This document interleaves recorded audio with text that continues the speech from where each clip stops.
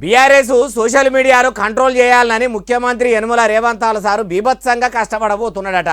ఇగో తోక అని అధికారంలో ఉన్న కాంగ్రెస్ పార్టీ లీడర్లు చెప్పుడు ఆలస్యమే లేదు. అగో పులి అన్నట్టు కార్యకర్తలు ఇంటర్నెట్లో ఇందిరామ్మ సర్కారు ఇజ్జత్ మొత్తం ఏం లేకుండా తీస్తున్నట. అందుకే రేవంత్ సారు ఓ ఉపాయం చేసిండట. ఏందంటే చెప్తా పాండ్రి. రామేశ్వరం పోయినా శనేశ్వరం ఎంటవాడి ఏపుక తింటుంది అన్నట్టే రాక అధికారంలోకి వచ్చిన కాంగ్రెస్కు కూడా బీఆర్ఎస్ పార్టీ సోషల్ మీడియా శనేశ్వరానికంటే ఎక్కువనే ఎంటవాడి ఏటాడుకుంటా కాంగ్రెస్ నాయకుల భాగోతాలు బరిబద్దలు చేసుకుంటా ఇందిరమ్మ సర్కారు ఇజ్జత్ మొత్తం ఇంటర్నెట్లో ఏం లేకుండా తీస్తున్నదట. ఇక ఇట్లయితే కాదు, ఇట్లనే ఊకుంటే షై పార్టీ అధికారం పోయేదాకా కార్యకర్తలు చెంగలిచ్చేటట్టే ఉండ్రు. కాంగ్రెస్ పార్టీ పాలనను ఆగం చేస్తేందుకు కార్యకర్తలు కారుకూతలు అట్లనే కూస్తారు. వాళ్ళను కూడా కంట్రోల్ చేయకుంటే సేవ తెచ్చుకున్న చేతు పుట్టుకున ఇరిగిపోయి మళ్ళా ఎన్ని కట్లు కట్టినా ఎన్ని అతుకులు పెట్టినా అతకని కాడికే వచ్చేటట్టు ఉన్నది.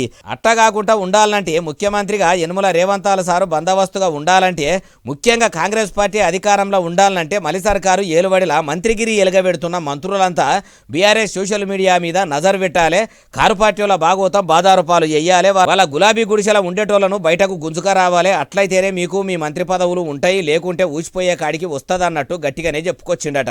గత బీఆర్ఎస్ ఏలుబడిలో ఉన్నప్పుడు కూడా కేసీఆర్ సారు కాంగ్రెస్ సోషల్ మీడియాను కట్టడి చేసేందుకు కథలు పడ్డాడు.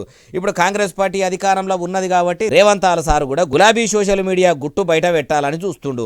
వాళ్ళ అధికారంలో ఉంటే వీళ్ళ అధికారంలో ఉంటే వాళ్ళు సోషల్ మీడియాల ప్రభుత్వాల భాగోతాలు బరిబద్దాలు చేసుకొని సబ్బండ తెలంగాణకు వీళ్ళు ఏం సందేశం ఇస్తున్నట్టు అంటుర్రు ఏముచ్చటిన్నోళ్ళు.